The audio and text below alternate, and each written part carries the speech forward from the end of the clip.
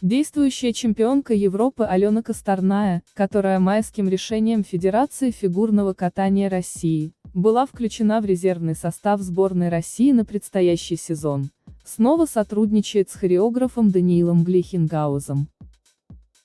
Напомним, что в 2020 году Косторная покинула «Хрустальный» именно из-за того, что ей не нравились программы на новый сезон, поставленные Даниилом Глейхенгаузом.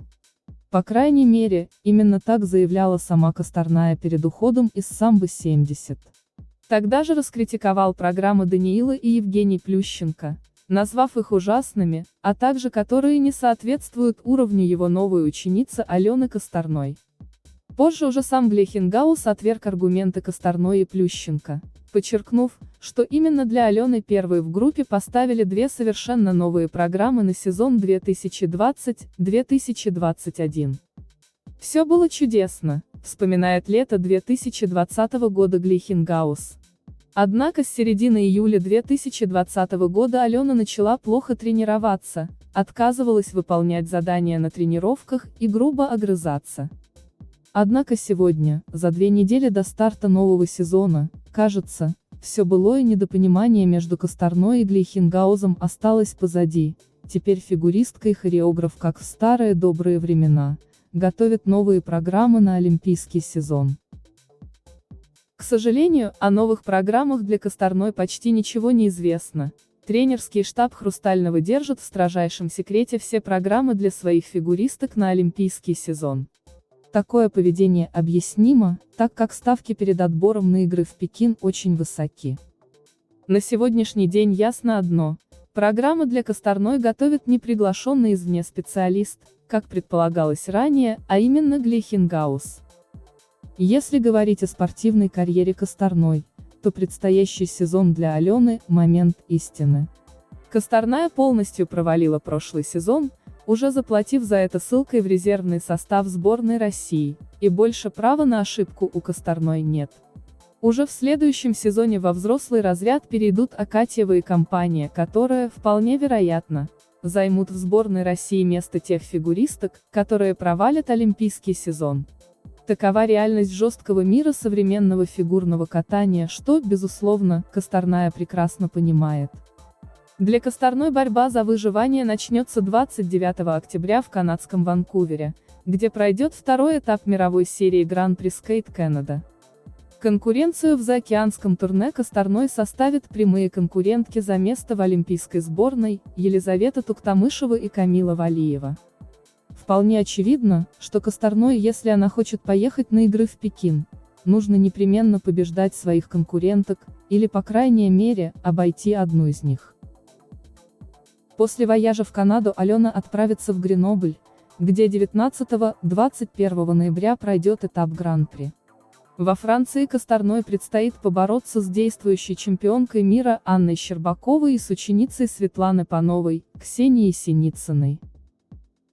Суд по результатам минувшего сезона. Перед Аленой стоит почти невыполнимая задача. Однако так ли это на самом деле?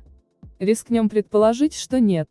Косторная уже побеждала Щербакову, Туктамышеву и даже Трусову, причем как на внутренних соревнованиях, так и на международных.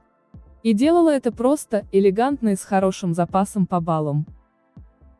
Так, на чемпионате России 2020 в Челябинске Косторная уступила первенство одной лишь Щербаковой. Однако остальных своих соперниц Алена просто уничтожила. Туктамышеву Косторная обошла по сумме 2 программ на огромные 55 баллов, а Трусову, которую считали главной фавориткой соревнований, более чем на 33 балла. Побеждала Косторная и Щербакову. Это случилось в 2020 году на чемпионате Европы в Граце. Напомним, что еще накануне старта главного турнира континента эксперты дружно отводили Косторной лишь второстепенную роль. Однако вдохновленная альпийскими видами Алена своим безупречным акселем заставила замолчать всех скептиков, уложив на лопатки как Трусову, так и Щербакову. За 2 проката Косторная заработала 240,81 балла, тогда как Анна и Саша только 237,76 и 225,34 балла соответственно. Конечно, после победного для Косторной сезона 2019-2020 много воды утекло. За это время Щербакова успела выиграть чемпионат мира, Туктамышева волшебным образом вернула былую форму, а Валиева подросла и ворвалась в элиту. Увы, но Косторная за всеми этими процессами могла только наблюдать со стороны и тихо завидовать. Однако и списывать Алену со счетов тоже не нужно. Алена готовится дать бой, и она его даст. Судя по последним снимкам, попавшим в сеть, Косторная уже проделала гигантский объем работы, Алена сбросила лишний вес и в новый сезон войдет стройной березкой. Нет сомнений в том, что за последние полгода Алена подтянула свой технический арсенал. Увы, как уже говорилось ранее, каток Хрустального с июня 2021 года превратился в объект повышенной секретности, никаких прыжков и элементов в исполнении ученицы Терри в сети нет. Однако по инсайдерской информации, Косторная вернула свой фирменный аксель и подтянула общую динамику катания. Сама Косторная в одном из интервью после возвращения в самбо-70 четко дала понять, что катание для статистики ее не интересует, Алена хочет побеждать. «Жду сезона, потому что хочу подниматься на подиум», амбициозно заявила Косторная во время эфира на премии Isus Skating Awards. Напомним, что чемпионат России 2022, по итогам которого Федерация фигурного катания России представит окончательный состав сборной на Олимпийские игры в Китае, в этом году пройдет в Санкт-Петербурге. Форум сильнейших фигуристок страны состоится на льду СК юбилейный с 21 по 26 декабря 2021 года. На взрослом уровне Косторная выступала на 3 чемпионатах России, при этом каждый раз непременно завоевывая медаль.